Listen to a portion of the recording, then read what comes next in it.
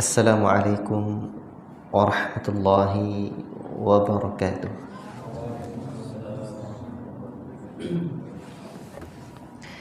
Innal hamdalillah nahmaduhu wa nasta'inuhu wa nastaghfiruh wa na'udzu billahi min shururi anfusina wa min sayyiati a'malina.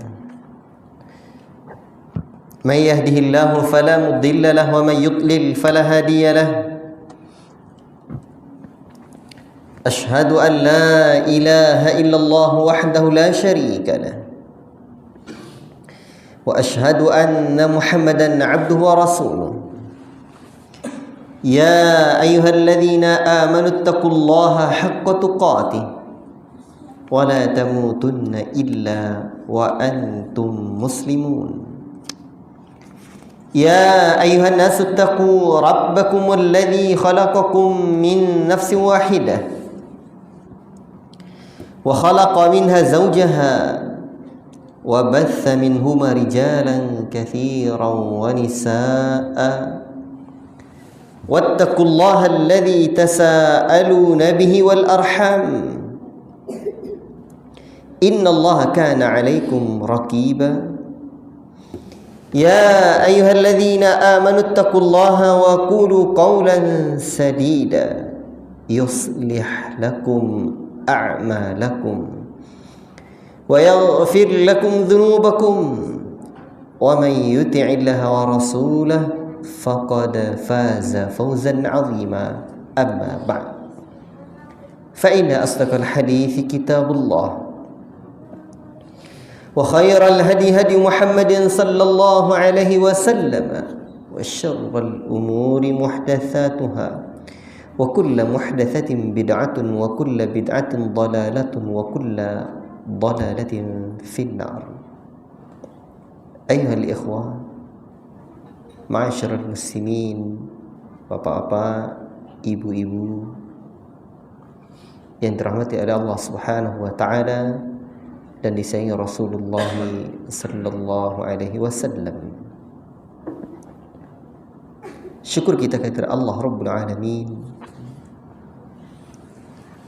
Pada kesempatan ini insyaallah taala kita sama-sama kembali membuka kitab Ensiklopedia Adab, Mausu'atul Adab, dan kita masih dalam pembahasan adab kepada Allah, al-adabu ma'allah, adab kepada Allah. Dan sengaja saya tidak cepat-cepat bab ini karena ini asasnya. Karena berbicara tentang adab tidak hanya tentang hubungan kita dengan manusia, hablum minan nas, tapi yang pertama dan utama adalah hablum minallah, hubungan kita dengan Allah. Seseorang walaupun baik dia dengan sesama, walaupun mungkin dia pribadi yang simpatik di tengah-tengah masyarakatnya, disayang, disanjung, dipuji, tetapi ketika dia tidak beradab kepada Allah, maka dia bukanlah seorang yang beradab.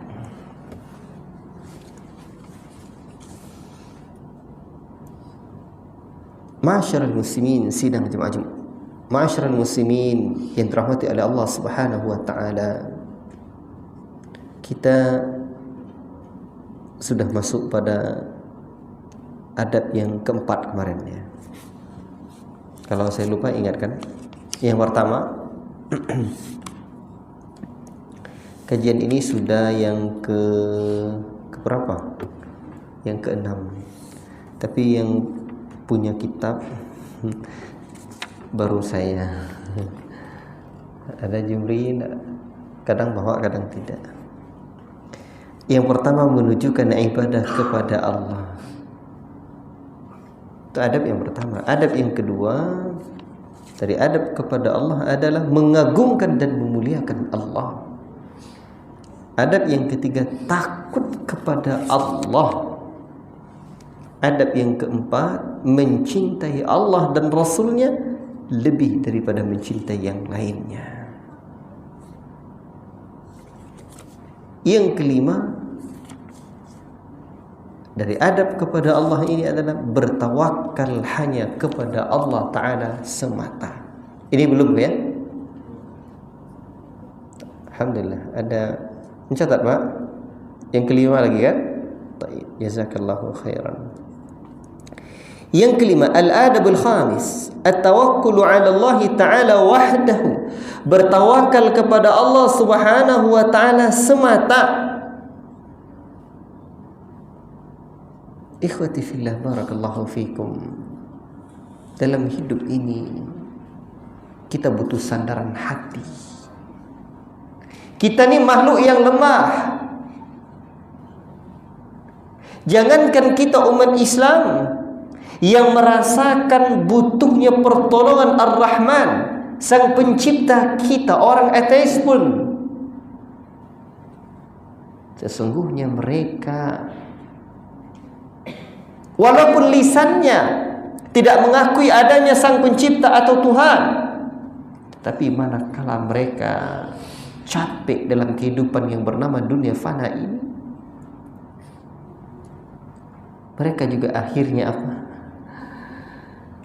Hatinya, fitrahnya tidak akan bisa mengingkari ada kekuatan di balik alam ini dengan apapun bahasa mereka, tapi sejatinya itu adalah kita manusia ini butuh pertolongan Sang Pencipta kita. Baik. Bapak Ibu ini dimuliakan oleh Allah Subhanahu wa taala. Makanya Syekh berkata, di samping bertawakal kepada Allah semata, hendaklah kita menyerahkan seluruh perkara kepada Allah, selalu bergantung kepadanya. Maka untuk itu Pak, setiap pagi kita diajarkan Nabi untuk berzikir. Dan doa-doa zikir-zikir yang diajarkan oleh Nabi sallallahu alaihi wasallam itu membuat kita bisa bergantung kepada Allah apabila kita jiwai.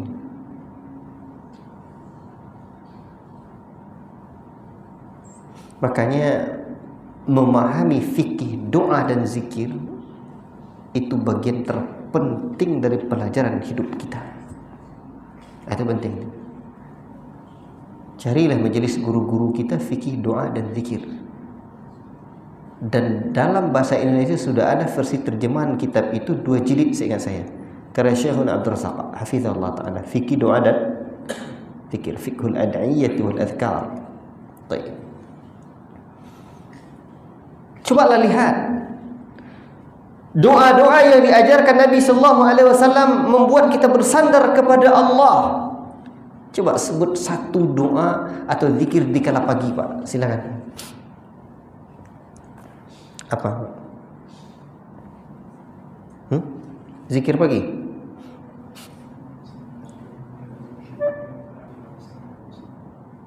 Yang lain? Itu betul. Apa lagi? Apa lagi yang lain, Pak? Nah, berikutnya apa lagi?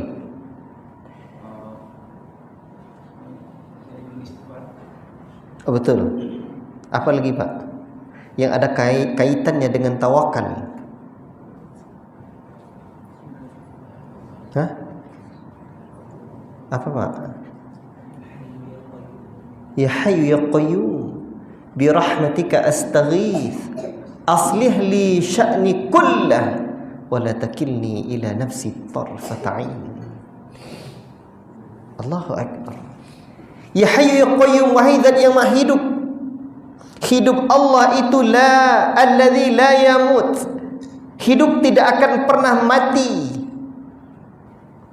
Makanya dulu Syekh Mubil pernah menyebutkan la tu'alliqud da'wa bi syakhs fa in mata matatid da'wah wa 'allikuha billah. Jangan gantungkan nasib dakwah kepada seseorang. Kalau dia mati, matilah dakwah.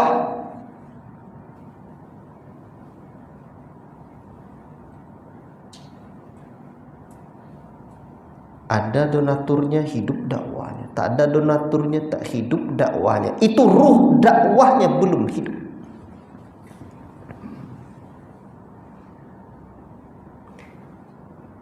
Dakwah disandarkan kepada Allah.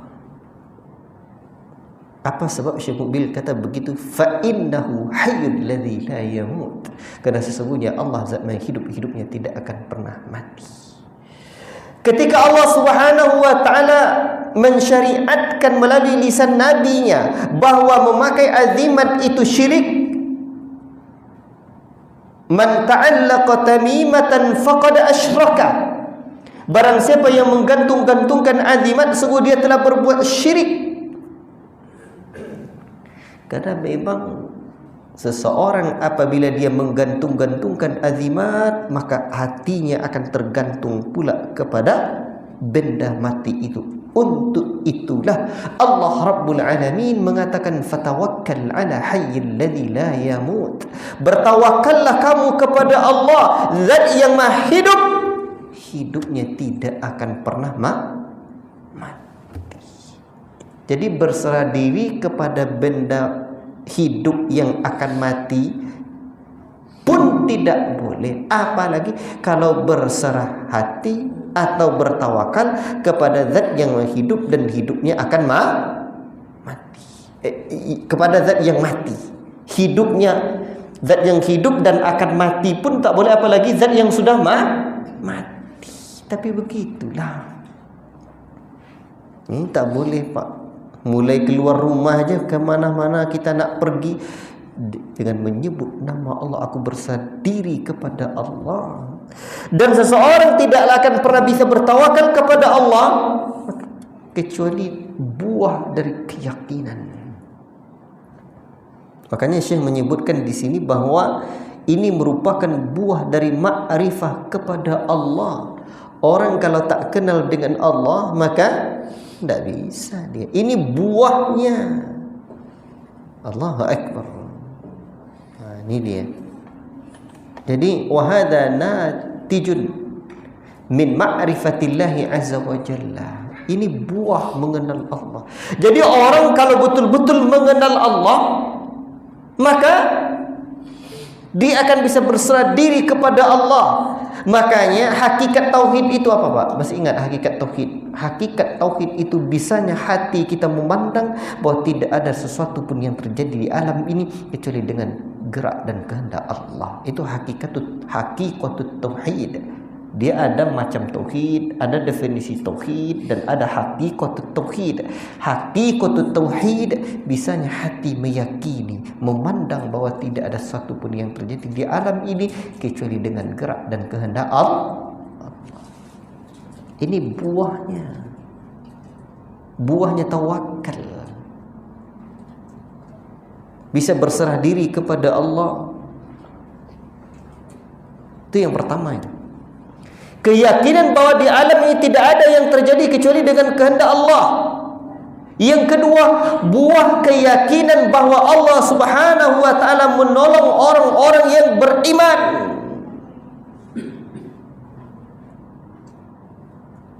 Menolong hamba-hambanya.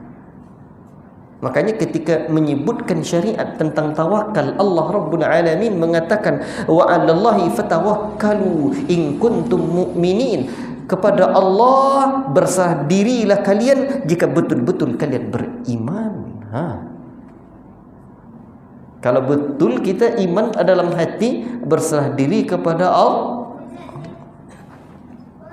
Dua nih Pak, baru bisa tawakal kita. Satu, bisa memandang bahwa alam ini terjadi dengan kehendak Allah. Yang kedua apa? Pertolongan Allah akan ada kepada orang-orang yang beriman, kepada wali-wali Allah, kepada orang-orang yang sabar, kepada orang-orang yang bertawakal. Allah sayang, innallaha yuhibbul mutawakkilin. Allah cinta, sayang kepada orang-orang yang berserah diri kepadanya. Allahu Akbar. Nah, dua ni cara menghadirkan itu.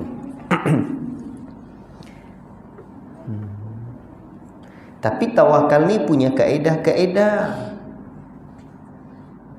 Syekh menyebutkan tawakal hanya kepada Allah akan memberikan pengaruh yang sangat besar dalam kehidupan mukmin itu. Seperti apa pengaruhnya? Sebab salah memahami tawakal, pengaruhnya juga keliru. Orang mukmin yang betul pemahamannya, pengaruhnya seperti apa? Pertama, perlindungan Allah terhadapnya, yang orang-orang mukmin dengan menjaganya dari keburukan. Ini keyakinan orang mukmin pertama, dan ini buah yang akan didapatkan. Sebab begini, sebab baca surah At-Talaq, wa may yatawakkal 'ala Allah fahuwa hasbuh. Ini luar biasa. Dulu kalau di pondok saya, nama ayatnya ini ayat apa? Ada yang tahu? Ayat 1000 dinar katanya. Karena banyak di buku-buku doa tuh. Nah, itu ditulisnya ini namanya doa 1000 dinar, ayat 1000 dinar. Karena katanya ada orang yang dapat mungkin 1000 dinar dulu kan. Baik. Wa may yattaqillaha yaj'al lahu makhraja wa yarzuqhu min haitsu la yahtasib. Ini dia. Barang siapa yang bertakwa kepada Allah, ini awal ayat itu. Barang siapa yang bertakwa kepada Allah, yaj'al lahu makhraja, kami akan jadikan jalan keluar dari permasalahan hidupnya. Jadi takwa itu jalan permasalahan hidup, jalan keluar dari permasalahan hidup. Ajib. Ini janji Allah, Pak. Dan yang menakjubkan, wa yarzuquhu min haitsu la yahtasib, Allah akan beri dia rizki dari jalan yang tidak disangka-sangka. Ajib. Itu luar biasa itu. Wa may yatawakkal 'ala Allah fahuwa hasbuh. Barang siapa yang bersandar diri kepada Allah, bertawakal kepada Allah, fahuwa hasbuh, maka Allah akan mencukupkannya.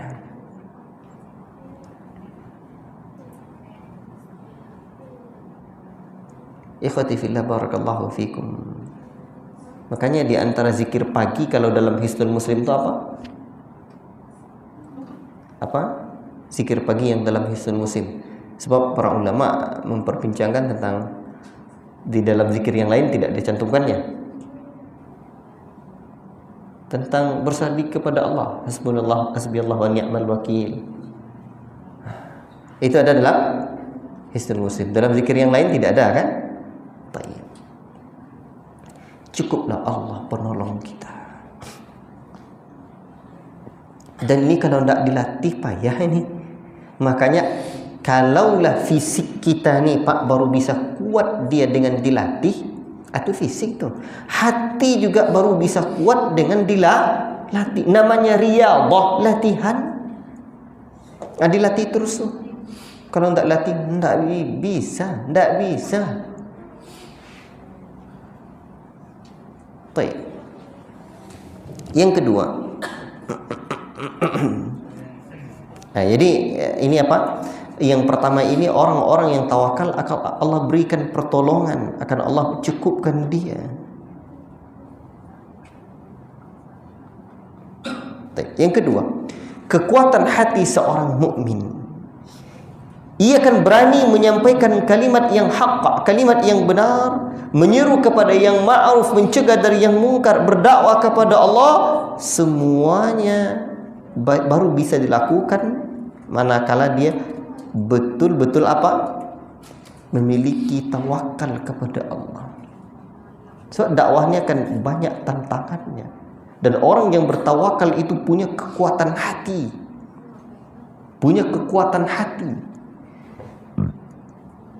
Tidak nampak lagi, tidak tembus di otaknya, tidak tembus dalam pikiran orang lain. Dia masih punya kekuatan. Kekuatan apa? Keyakinan kepada Allah. Ajib. Makanya sepanjang sejarah perjuangan para pejuang Islam luar biasa. Lihat sejarah Muhammad Al-Fatih menaklukkan kota Konstantinopel. Kalau biasanya bahtera lewatnya di daratan, di lautan, ini bahteranya Muhammad Al-Fatih dengan bala tentaranya naik ke daratan. Luar biasa.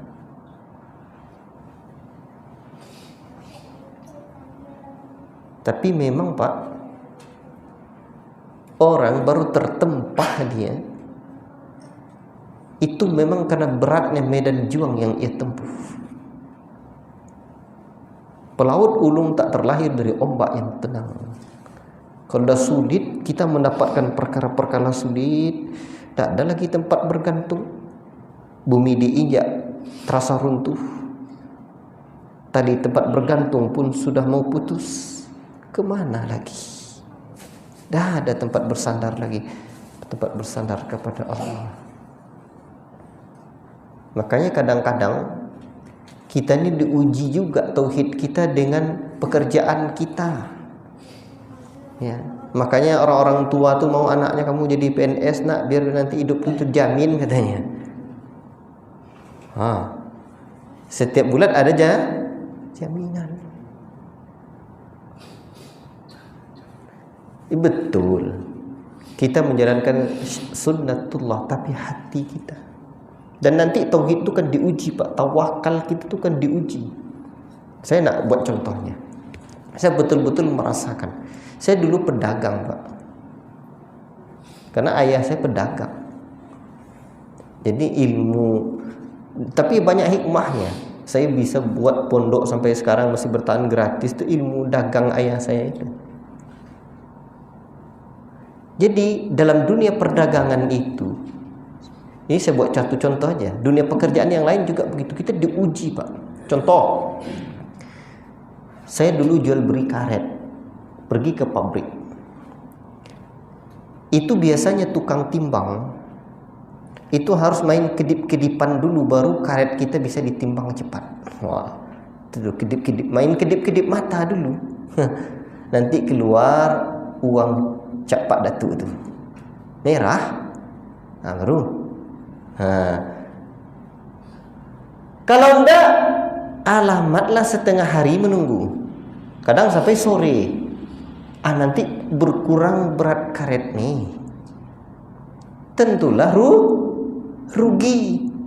Wah, itu diuji tuh iman kita tuh. Ayah saya kadang, apa caranya nih katanya, enggak getah tuh. Kan sudah menjadi bahasa Indonesia ya, nggak getah tuh Tuhan kita, kata saya. Kalau ada rezeki, kita kadang hidup nih, kita mencari piti. Kalau piti tak dapat, akhirnya kita mati hati, pusing kepala. Coba yang dicari itu rezeki. Kalau Allah kasih rezeki melalui piti, uang, hepeng dan duit, alhamdulillah. Tapi kadang rezeki itu bukan dari sana.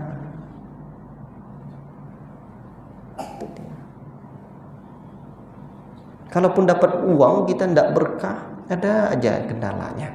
Satu waktu abang kandung saya ada yang PNS.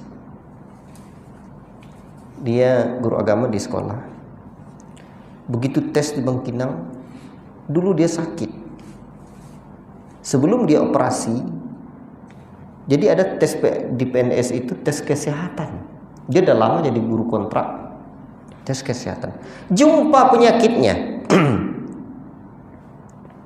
Dibilanglah sama tenaga kesehatan ketika itu, ini sakit bapak nih Pak, tanya. Dan malam tuh kami nginap di penginapan, masih ingat saya di mana tempat penginapan tuh.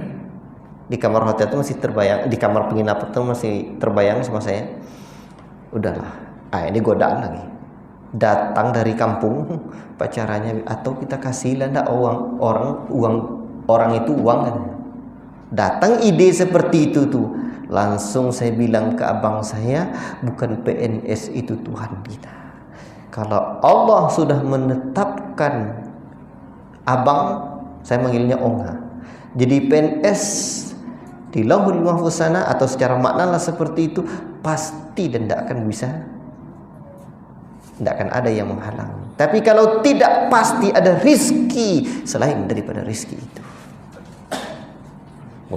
Itu diuji betul tuh Pak. Pacarannya lagi, nggak usah kasih uang.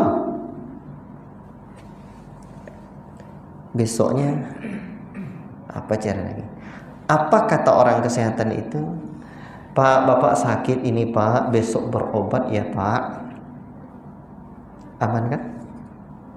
Oh iya Bu, ini saya memang sedang berobat Bu. Insyaallah nanti saya lanjutkan berobat. Akhirnya abang saya operasi, selesai. Sekarang udah gemuk badannya. Dari 34 sekarang udah 70-an beratnya. Selesai. Kalau sempat dulu dikasih uang, Pak, udah kacau balau dah tuh. Apa nak dikata lagi? Hasil sogok itu hidup, Pak. Itu dia. Kadang-kadang kita tak sabar. Anak ingin nak jadi sesuatu, dikasih uang, suap. La'anallahu rashi wal murtashi. Allah melaknat orang yang menyuap dan minta disuap. Ini. Jadi kalau tidak akan bisa kita menghilangkan tetek bengek dan segala-galanya itu kecuali nilai iman, keyakinan dan tawakal kepada Allah tertanam. Berat kehidupan. Makanya wajar kalau Nabi menyebutkan ta'isa abdul dinar, ta'isa abdul dirham, ta'isa abdul khamisah. Celaka hamba dinar, celaka hamba dirham, celaka hamba pakaian. Dinar dirham itu mata uang. Kalau Indonesianya celaka hamba duit, celaka hamba ringgit, celaka hamba sawit. Kalau kita tanya kepada orang sibuk dengan duit, ringgit dan sawit, apakah kamu menyembah sawit dan ringgit? Tidak. Mana ada orang mau, tapi ketergantungan hati kepada duit, sawit dan ringgit itulah yang menjadikan Rasul menyebutkan celaka hamba dinar, celaka hamba dirham. La ilaha illallah. Ternyata pembahasan tentang tawakal tak hanya pembahasannya bisa pembahasan di masjid. Tawakal ini diamalkan kapan dan dimanapun. Jadi amalan hati itu, Pak, diantara amalan yang bisa kita amalkan dimanapun tanpa batas. Kalau zikir subhanallah wa bihamdihi subhanallahil azim, masuk WC jangan kayak gitu juga lagi, kacau tuh. Tapi kalau amalan hati dalam WC pun bisa kita amalkan. Ajib. Baik.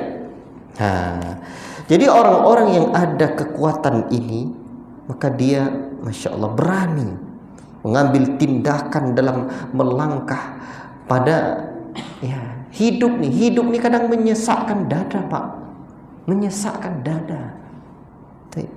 Tapi hendaknya kita mesti sadar, sedangkan kehidupan dunia saja menyesakkan dada, apalagi kehidupan akhirat nanti kalau kita jauh dan membuat murka Allah, jauh lebih menyesakkan dada. Bukan menyesakkan dada lagi, seakan hati kita sampai ke kerongkongan niha. La ilaha illallah. Jadi Allah yang menetapkan rezeki, menetapkan segala-galanya. Belum kita lahir ke alam yang bernama dunia fana, sudah ada ketetapan Allah. Allah tetapkan, ya, rezeki, ajal, ketentuan, maut, semuanya dah ada. Tinggal kita menjalani sunnatullah yang ada di alam ini. Makanya di dalam satu hadis disebutkan dalam kitab ini, inna ruhal kudusi qad nafatha fi raw'i annahu lan tamuta nafsun hatta tastawfiya rizqaha wa ajalaha. Sesungguhnya Ruhul Kudus, yakni Jibril alaihissalam, membisikkan ke dalam hati sanubariku bahwasanya tidak akan mati satu jiwa hingga terpenuhi rizkinya dan ajalnya. Tidak akan mati kita, Pak, sampai habis rizki kita, sampai habis ajal kita. Kalau udah mati, kata Allah, baru mati. La ilaha illallah. Fattakullah, maka hendaklah kalian bertawakal kepada Allah. Wa ajmilu fit talab, dan hendaklah kalian perbagus cara kalian dalam mencari rizki. Perbagus cara kita. Ditinggal kita memperbaiki cara kita saja. Rizki dan ditetapkan Allah. Wala yahmilannakum istibta'u ar-rizqi ala an tatlubuhu bi ma'siyatillah fa inna ma 'indallahi la yunalu illa bi ta'atihi. Kata Nabi sallallahu alaihi wasallam, dan janganlah rizki yang terlambat datang itu memaksamu untuk mencari rizki dengan cara bermaksiat. Jangan. Sesungguhnya apa yang ada di sisi Allah tidak akan dapat diperoleh kecuali dengan mentaatinya. Makanya di antara ungkapan yang indah orang Arab, la taj'alir rizqa yushghiluka 'anir razzaq. Jangan sampai rizki itu menyibukkan kalian dari sang pemberi rizki. Yang memberikan rizki Allah. Jangan sampai rizki itu menyibukkan kita dari sang pemberi rizki. Baik. Kemudian yang ketiga, pengaruh tawakal itu bersahaja orang yang bertawakal itu kepada Allah dalam mencari rizki. Bersahaja di dalam mencari rizki, santai, ya. Tapi ada orang yang tidak santai dia. Tengoklah orang-orang, ya, yang sibuk dengan riba, tidak santai hidupnya. Orang mukmin tak al-iktisadu fi talabil 'aishi, bersahaja dalam mencari rizki. Kalau orang-orang yang terjerumus ke dalam riba, la ilaha illallah, sejak di dunia seperti orang gila, sampai di hari akhirat kelak seperti orang gila betulan azabnya, la ilaha illallah. Baik, Bapak Ibu yang dimuliakan oleh Allah Subhanahu wa taala, maka dia akan mencari rezeki dengan cara yang disyariatkan Allah. Ya, bertani, mengairi sawah, mengairi sawahnya agar dapat memetik panen dan keuntungan. Walaupun demikian, dia tahu bahwa segala sesuatu itu ada di tangan Allah. Dia pula berobat karena mengharapkan kesembuhan, tapi dia tahu bahwa kesembuhan itu hanya ada di tangan Allah. Kenapa juga kamu harus berobat? Kenapa juga kamu berobat? Nabi suruh berobat, selesai. Yang menyembuhkan Allah. Jadi kita harus tanamkan keyakinan yang menyembuhkan Allah, yang mengobati dokter. La ilaha illallah. Dan tawakal tidaklah menafikan cara-cara yang telah disyariatkan Allah. Dan meninggalkan tawakal secara total merupakan tawakal semu, bukan tawakal yang sesungguhnya. Jadi tawakal itu tidak, dan tawakal itu kapan? Tawakal itu kapan, Pak? Kapan kita dituntut tawakal? Sebelum bekerja kah atau setelah bekerja? Setelah bekerja atau sebelum bekerja? Sebelum, sedang, dan setelah bekerja, Pak. Sebelum bekerja kita juga bertawakal kepada Allah. Karena tawakal tidaklah menafikan syariat. Cuman sebutannya begini, ihris ala ma yanfa'uk wasta'in billah wala ta'jaz, atau wala ta'jiz. Bersemangatlah kamu mengejar apa yang bermanfaat bagi dirimu, mohon pertolonganlah kepada Allah, dan jangan kamu merasa lemah. Dibersertai pada Allah, bersemangat terus. Dari awal Tuhan kita sudah bertawakal kepada Allah, karena kita tidak tahu apa yang akan terjadi. Kalau sudah tahu kita, maka tidak perlu juga. Ini Allah sengaja memang tidak kasih tahu kepada kita, maka kita, itulah sebabnya kita bersemangat. Tidak tahu kita. Dan Allah itu seringkali memberikan sesuatu itu sesuai dengan jalan-jalannya. Makanya ketika Allah suruh kita berobat, ya berobat. Tapi hati kita betul-betul bersandar kepada Allah. Yakini betul. Kalau tidak dari awal, Pak, ini obat-obat paten nih, harganya 3 juta. Ini insya Allah, kalau insya Allah masih tawakal juga tuh. Ini bakal sembuh nanti ini. Kena keyakinan kita. Kena. Jadi dari awal mulai berobat tu dah yakin, dah tawakal kepada Allah. Ini Allah yang akan menyembuhkan. Sebab kalau dinafikan tawakal dari awal, bisa kena hati kita.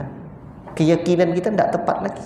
Makanya tawakal itu sejak dari awal, sedang, dan terus setelahnya. Kapanpun kita bertawakal kepada Allah. Baik. Sebelum kita adab yang ke-6, azan dulu. Barakallahu fikum. Silakan. Ikhwati fillah, barakallahu fikum. Yang ke-6, adab kepada Allah yang disebutkan oleh Syekh di sini adalah at-ta'alluqu billahi azza wa jalla selalu mengaitkan hati, selalu mengaitkan diri kepada Allah Subhanahu wa taala. Hati kita, hati seorang mukmin selalu terkait dengan Rabb-Nya. Dengan apa cara mengaitkan? Dengan perasaan cinta, pengagungan, tawakal, pengharapan, takut kepada Allah. Ia pergi dan bergerak serta beraktivitas kaitannya dengan keridaan Allah. Apapun aktivitasnya adalah segala sesuatu yang berkaitan dengan Allah, dengan segala keridhaannya. Dan ini berat. Anggota badan kita, Allahu Akbar. Dan diri kita nih Pak, kalau tidak kita sibukkan dengan Allah dan akhirat, pasti diri kita ini menyibukkan kita dengan selain Allah dan akhirat. Kita akan disibukkan oleh diri kita. Sekarang mau kita sibukkan diri kita kemana? Ikhwati fillah, barakallahu fikum. Itu adab yang keenam. Nah, ini sepanjang hayat, semakin dekat menjelang kematian, semakin dekat atau semakin bertambah umur, banyak-banyaklah evaluasi. Adakah ta'alluq kita? Hati kita selalu berkaitan dengan Allah. Diri kita semakin berkaitan dengan aktivitas-aktivitas agama. Yang ketujuh, tunduk kepada Allah dan merasa butuh kepada Allah. Al-inkisaru lillahi ta'ala wal iftiqaru ilaihi. Jadi tunduk kepada Allah, merasa butuh kepada Allah, ya. Merasa butuh kepada Allah tu siang dan malam, waktu duduk, waktu berbaring, waktu berdiri, kapanpun merasa butuh kepada Allah. Dalam semua keadaan, dalam saat fakir, dalam saat miskin, dalam saat kaya, kita butuh kepada Allah. Dalam urusan dunia, dalam urusan agama butuh kepada Allah, dalam urusan ibadah butuh kepada Allah. Kita ni memang sering lalai.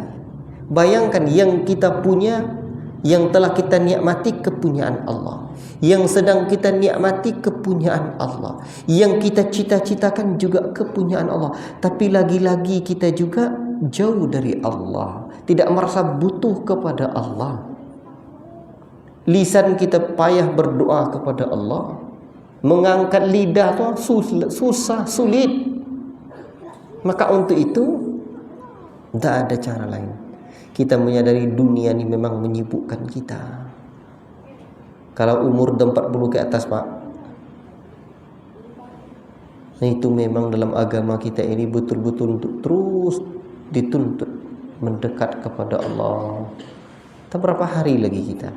Jangankan umur 40 ke atas, jauh di bawah itu umur, bisa jadi kita meninggalkan alam yang bernama dunia fana ini. Tak kemana kita? Jadi urusan dunia kita butuh Allah, urusan akhirat kita jauh, kita lebih butuh kepada Allah. Kemana nanti tempat mengadu kalau ada di akhirat? Di dunia ini ya, mungkin masih bisa secara syariat kita mengadu pada orang, tapi akhirat kemana nanti? Baik. Tunduk kepada Allah membuahkan pengaruh yang sangat banyak, kata Syekh di sini. Pengaruhnya dalam kehidupan tunduk kepada Allah, pertama, tawadhu'al 'abdu ma'an nasi jami'an. Ketawaduan hamba itu kan tawadhu' dia. Rendah hatinya, tidak sombong. Tidak takabur, tidak membanggakan diri sendiri. La ilaha illallah. Rasulullah SAW menyebutkan, wa innallaha auha ilayya an tawadhu hatta la yafkhara ahadun ala ahadin wa la yabghi ahadun ala ahadin. Sesungguhnya Allah mewahyukan kepadaku agar kalian bertawadhu, sehingga seorang tidak menyombongkan diri, tidak berbuat aniaya kepada orang lain. Kemudian buahnya yang kedua, mengaitkan hati kepada Allah dalam setiap urusannya, menggantungkan semua hajatnya kepada Allah. Sampai kalau kita baca riwayat para ulama salaf dulu, Pak, bahwa mereka pun tak ada lagi Allah dulu, tempat mereka meminta Allah, ya Allah, tak ada lagi bawah. Karena memang yang akan memberikan rezeki itu nanti Allah, bukan yang lain. Pandangan mata batin yang seperti itulah yang harus kita hadirkan dalam hidup ini. Kemudian bertambahnya keimanan seorang mukmin. Apabila terus ini kita latih, iman kita makin bertambah. Namun kalau bapak bertanya, bagaimana cara melatih ini terus bisa, Ustaz? Saya melihat memang dua caranya atau tiga. Satu, hendaklah kita yakini atau pelajari betul menghidup ini sebentar, dan kita belajar kajian, kita renungi terus selalu perjalanan ke akhirat. Hidup kita di dunia ini sebentar. Itu cara yang pertama. Cara yang kedua, kita mau tidak mau harus banyak belajar tentang tauhid asma wa sifat. Fikih Asmaul Husna. Syekh Abdul Razak tu punya satu kitab, Pak, namanya Fikih Asmaul Husna. Belilah tu. Dengarkan kajian ustaz kita tentang memahami nama Allah. Allah tu ini namanya, ini kandungannya, ini namanya, ini sifatnya, ini kandungannya. Kenal kita dengan Allah. Barulah terasa hati itu bisa dia berzikir kepada Allah. Ada orang tanya pada saya, bagaimana cara khusyuk? Payah kali dia setting khusyuk. Pejam-pejam kacamatanya. Apa nabang? Akhirnya dia tanya sama saya, bagaimana agar bisa khusyuk? Tak bisa dia. Khusyuk itu di hati. Itu akibat tidak begitu memahami tentang nama-nama dan sifat Allah. Cara yang ketiga adalah banyak mempelajari amalan-amalan hati. Di rumah kita tuh, buku-buku tu kadang kita beli, tapi pastikan ada buku tentang raqaiq, tentang amalan-amalan hati, cinta, rindu, tawakal, sabar, ridha, takut, khasyah, khauf. Beli. Ada buku judulnya Kelembutan Hati. Ada judul bukunya fikih, ensiklopedia ensiklopedia amal fikih hati. Bukan fikih hati ya, fikih hati. Fikih hati itu berapa jilid? 4 jilid kan? Fikih hati itu 4 jilid dalam edisi Indonesia. Itulah. Baik. Adab yang ke-8 kepada Allah, berlindung kepada Allah. Berlindung kita kepada Allah, al-luju'u ilallahi azza wa jalla. Kepada siapa kita nak berlindung? Takut kita kepada harimau, bisa kita lari, disyariatkan malah lari. Tapi takut kepada Allah, kemana kita nak lari? Tak ada tempat lari lagi. Jadi dosa itu hanya 2 saja, Pak. Dosa itu hanya 2 saja efek setelahnya. 1, dosa itu akan membuat kita menangis di dunia. Efek keduanya, pilihlah mana yang mau, bukan membuat kita menangis yang berkepanjangan di hari akhirat kelak. Dan di dunia ini ada 3 mata yang tidak akan menangis di hari akhirat kelak. Pertama, ainun bakat min khasyatillah, mata yang menangis karena takut kepada Allah. Yang kedua, ain ghadat an maharimillah, mata yang menahan pandangan dari yang diharamkan Allah. Yang ketiga, ainun sahirat fi sabilillah, mata yang bangun berjaga ketika dia ribat, berjuang, berjihad di jalan Allah. 3 itu saja mata yang tak akan menangis di akhirat kelak. Jadi dosa-dosa kita, kalau kita ni kan udah kenal hidayah tu tauhid tu, demalang melintang hidup kita. Jadi dosa-dosa yang dilakukan itu 2 ni saja. Menangis di dunia atau nangis di akhirat? Renungilah. Kalau kurang tangis kita di dunia, otomatis kita akan menangis di hari akhirat kelak. Di sini al-luju' ila Allah azza wa jalla, berlindung kepada Allah. Pada siapa lagi kita tempat kembali? Berlindung kepada Allah. La ilaha illallah. Allah yang punya kuasa segala-galanya.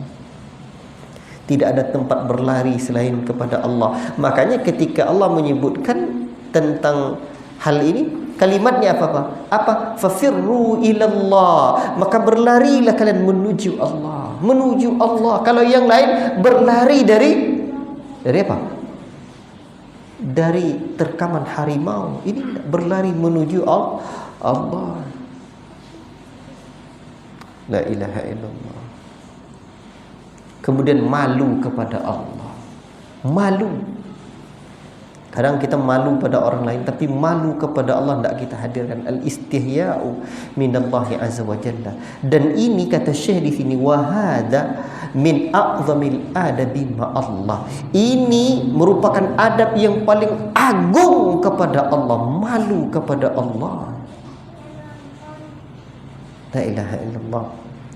Orang mukmin apabila tertanam dalam hatinya, dalam jiwanya, bahwa Allah mendengar setiap ucapannya, melihat setiap amalnya, mengetahui semua perkara-perkara yang dilakukannya, baik yang tersembunyi dan yang nyata. Allah selalu mengawasi kita. Akan hadirlah sifat dan rasa malu itu. Makanya Pak, di antara cara yang diajarkan para ulama mengingat Allah itu, mengingat Allah, kalau berzikir, zikir identik zikir ini dengan lisannya. Tapi kalau mengingat Allah, bagaimana caranya? Apa caranya Pak? Bisa juga bermakna zikir hati. Bagaimana caranya mengingat Allah? Pertama, yakini Allah itu ada dan beristiwa di atas arasy-Nya, dengan segala kebesaran dan kemahasucian Allah. Allah itu tidak butuh kepada arasy. Kalau meja, kaca di atas meja, itu di atasnya makhluk Pak. Di atas kaca ni masih bisa buku. Di atas buku ni saya bisa letakkan laptop. Ni di atas laptop ni masih bisa pula ni silikon ni di atas ni masih bisa pula ni lagi. Itu di atas makhluk. Kalau di atasnya Allah, tidak ada makhluk di atas itu, dan Allah tidak butuh kepada arasy. Dan yakini Allah itu laisa kamitslihi syai'un wa huwas samiul basir. Allah tidak serupa dengan makhluknya, tapi senantiasalah Allah melihat dan mengetahui kondisi makhluknya. Jadi bagaimana mengingat Allah itu Pak? Pertama, yakini, ingat ayat Ar-Rahmanu 'alal 'arsy istawa, zat yang Maha Rahman itu beristiwa di atas arasy. Ingat tu? Itu ayat yang pertama. Minimal nih. Kalau nak ditambah lagi, wa huwa ma'akum aina ma kuntum. Ya Allah bersama kamu. Apanya yang bersama dengan kita? Bukan zatnya, tapi ilmunya, kekuasaannya. Dan yakini Allah itu laisa kamitslihi syai'un wa huwas samiul basir. Tak serupa dengan kita, tapi senantiasa mengawasi kita. Kapanpun, dimanapun Allah mengawasi kita. Sekecil-kecil zarah yang terlepas dari kesatuannya. Debu tu terlepas dari kesatuannya, sekecil apapun debunya. Sehalus-halus bisikan semut hitam kepada kawannya di malam yang gelap gulita, di tengah-tengah lautan, di sebuah pulau kecil, di batu yang hitam pula, tak akan terlepas dari kekuasaan dan muraqabah Allah. Allah Maha tahu akan segala gema, irama, dan niat yang tersembunyi di hati dan jantung anak manusia. Tak kemana kita akan lari itu? Allah lihat kita, Allah tampak kita, Allah tilik kita, Allah senantiasa tengok kita, Allah senantiasa mengawasi kita dalam semua aktivitas kita. Tak ada yang tersembunyi bagi Allah. Bapak-bapak yang dimuliakan oleh Allah Subhanahu wa taala, ini yang terus kita latih diri kita. Kalau tidak kita latih, tidak bisa. Dulu guru saya ngajarkan, ingat Allah Subhanahu wa taala itu. Ini diingat. Allah senantiasa mengawasi kita. Allah Subhanahu wa taala senantiasa melihat kita. Ingat Allah sekalipun dalam jamban, katanya. Dia ngajarkannya dalam masa kampung. Ingat Allah sekalipun dalam jamban, dalam WC. Allah mengawasi kita, Allah tengok kita. Pakai motor pun kita bisa latih tuh. Allah tengok kita, Allah awasi kita. Tapi ingat Ar-Rahmanu 'ala arsy istawa. Jangan sampai nanti Allah tuh dekat kita, dia nih ada terasa dekatnya nih, seperti ada di kampung saya dulu, ada orang melapor dia ke Buya. Dia nanya, seperti apa dekatmu dengan Allah? Dia nanya, dekat lah, berjumpa saja Allah Ta'ala tadi, katanya. Berjumpa tu apa bahasa Indonesia itu? Berlaga, ya? Beradu dia dengan Allah. Enggak. Allah tak butuh. Allah tak di dalam alam, Pak. Ya. Tapi Allah senantiasa mengawasi alam. Taib. Itu malu tuh. Nah, makanya orang-orang yang malu, menghadirkan malu ini pengaruhnya besar, Pak. Pertama, dia bersegera melakukan ketaatan kepada Allah. Malu. Maka al-musara'atu ila ta'ati wal bu'du 'anil ma'asi. Bersegera dia melakukan ketaatan, menjauhkan kemaksiatan. Itu buahnya.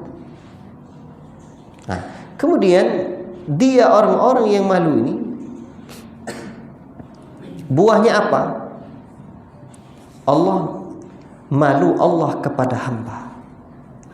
Ini balasannya. Rasulullah SAW dalam sebuah hadis bersabda kepada 3 orang yang datang terlambat menghadiri majelis ilmu beliau. Kata beliau begini, amma ahaduhum fa'awa ilallahi fa'awahu Allah. Adapun seseorang mereka mendekat kepada Allah Azza wa Jalla, maka Allah pun menyambutnya. Dia dekat dengan majelis ilmu, Allah menyambutnya. Tapi ada satu lagi, wa amal akhar fastahyallahu minhu. Tapi yang satu lagi malu kepada Allah, Allah pun malu kepadanya. Wa amal akhar fa'aradallahu an. Sementara yang lain berpaling, maka Allah pun berpaling padanya, berpaling darinya. Jadi Allah malu pada kita. Akhirnya Allah berikan pertolongannya, apa yang kita minta. Kalau kita malu pula, tentu kita kasih apa yang perlu. Yang ketiga, buah dari sifat malu ini menanamkan pada diri seorang mukmin rasa malu kepada makhluk. Kalau tidak ada lagi malu kepada Allah, malu kepada makhluk, apalagi tak ada lagi. Makanya iman tu banyak. Dan di antara cabang iman tu wal haya'u syu'batun minal iman. Ini sekarang ni malu ni tak ada. Jadi pelajaran tentang hati ni itu perlu di sekolah-sekolah, apalagi anak-anak remaja yang tengah usia kembang, apalagi zaman TikTok sekarang ni. Tengok anak-anak gadis sekarang TikTok. Kalau dulu kan orang jadi binatang film tu ada sutradaranya dulu. Sekarang tak perlu lagi. Dia sendiri sutradaranya, bisa jadi binatang film langsung. Kayak gitulah tu. Salah ni. Dimasukkannya ke TikTok tu, langsung tak ada lagi. Ini rasa malu. Kita tahu bahwa betapa rusaknya wanita di zaman ini manakala TikTok itu hadir, Pak. Padahal al-mar'atu imadul bilad, perempuan tu tiangnya negara. Ajib. Ini sekarang amalan-amalan hati ini, kalau tidak kita berikan ke anak-anak usia-usia remaja tu kacau. Kacau. Dan seharusnya saya memandang anak-anak usia TK, SD paling lambat dah dapat pelajaran ini. Ini kan adab. Jadi usia TK tu iman paling lambat deh. Usia SD itu ada. Inilah yang harus dimasukkan. Kalau enggak, kapan nak diberikan? Tapi yang paling penting dulu bahasa Arab, Ustaz. Dorobat. Nah, itu iya juga. Tapi ini dulu bukan bahasa Arab, tapi adab. Baik. Waktu dah sikit. Menghadirkan ini, Pak. Maka untuk sekolah, coba mari kita tengok lagi. Sejauh apa kurikulum kita itu membentuk hati. Karena mendidik hati dulu sebelum akal dan jasmani. Kemudian yang ke-10, mengamalkan konsekuensi nama-nama Allah, nama-nama dan sifat-sifat Allah. Ini nama sifat Allah. Allah tuh banyak namanya, Pak. Tapi ada 99 nama. Inna lillahi tis'atan wa tis'ina isman illa wahidan mi'atan illa wahidan man ahsaha dakhalal jannata. Sungguhnya Allah memiliki 99 nama. Siapa yang mengihsa'nya, maka ihsa' di sini apa maknanya? Memahami maknanya, meyakini, mengamalkan, menghafal, mendakwahkan, maka dia dijamin masuk surga. 99 saja. Tapi ini bukan pembatasan. Kata Syekh Nu'utsaimin dalam Qawaidul Muthla, ini bukan pembatasan nama Allah. Allah tuh lebih banyak dari itu namanya. Ini Allah memiliki 99 nama. Kalau dihafal, jamin masuk surga. Kalau diyakini, diamalkan dengan segala makna ihsa' tadi, maka dia dijamin masuk surga. Sama kata Syekh Nu'utsaimin itu, saya punya uang 1 juta yang sudah saya siapkan untuk sedekah. Artinya tidak mesti 1 juta saja uangnya, boleh jadi 5 juta, boleh jadi 100 juta, tapi 1 juta yang sudah dia siapkan. Allah punya nama lebih dari 99, tapi Allah siapkan siapa yang memahami, mengamalkan, meyakini, menghafalnya, mendakwakan yang 99, dakhalal jannata, ada jaminan masuk surga. Nah, itu pemahamannya dijelaskan Syekh Utsaimin dalam Qawaidul Muthla. Baik, ikhwati fillah, barakallahu fikum. Adab yang ke-11, mudahan pertemuan berikutnya selesai lagi. Karena berkaitan-kaitan sebenarnya. Jadi majlis kalau berbicara tentang adab pada Allah, itu dekat-dekat itu aja. Hati pembahasannya. Pembahasannya. Ke-11, merasa kuat dengan Allah Ta'ala. Merasa kuat. Jadi barang siapa yang beriman, meyakini keagungan Allah, kebesaran Allah, dan Masya Allah, walillahil izzatu walirrasuli walil mu'minina walakinnal munafiqina la ya'lamun. Padahal kekuatan itu hanya milik Allah, Rasulnya, dan bagi orang-orang mukmin, tetapi orang-orang munafik tidak mengetahui. Ketika jiwa orang mukmin semakin tinggi, semakin kuatlah terasa. Hal itu akan mengalahkan sifat kelemahan, sifat kehinaan. Makanya orang mukmin itu, Pak, la tahinu wa la tahzanu wa antumul a'launa in kuntum mu'min. Jangan merasa hina kamu, dan jangan kamu merasa bersedih. Kamu itu orang yang paling tinggi derajatnya jika kamu betul-betul adalah orang-orang yang beriman. Jadi kita harus memiliki izzah, yakin dengan kekuatan Allah. Orang mukmin itu merasa punya kekuatan. Ke-12, sibuk mengerjakan amal ketaatan, ibadahi menjauh, dan ibadah menjauhi kemaksiatan. Jadi orang kalau sudah dapat hidayah iman, adab pada Allah, sibuk dia. Tidak selesai, habis satu disambut lagi dengan kesibukan berikutnya, masih ibadah juga. Habis itu ibadah lagi, dilanjutkan dengan kegiatan yang lain. Allahu Akbar. Allah Ta'ala alam bisawab. Ini yang dapat kita baca pada malam yang dirahmati oleh Allah Subhanahu wa Ta'ala ini. Semoga Allah Ta'ala berikan kita hidayah, taufiknya untuk terus mempelajari ilmu, dan semoga ilmu yang pertama kali kita pahami, kita pelajari dan bisa kita amalkan adalah ilmu agar bisanya hati kita dekat dengan Allah. Untuk apa kita belajar ilmu agama kalau hati kita merasa jauh dari Allah? Poin pertama adalah hati yang bisa terasa dekat dengan Allah rabbal alamin. Allahumma ati nufusana taqwaha wa zakkiha anta khairu man zakkaha anta waliyuha wa maulaha. Wa sallallahu sallama ala nabiyyina Muhammad wa ala alihi wa sahbihi ajma'in. Subhanakallahumma bihamdika asyhadu an la ilaha illa anta astaghfiruka wa atubu ilaik. Wassalamu alaikum warahmatullahi wabarakatuh.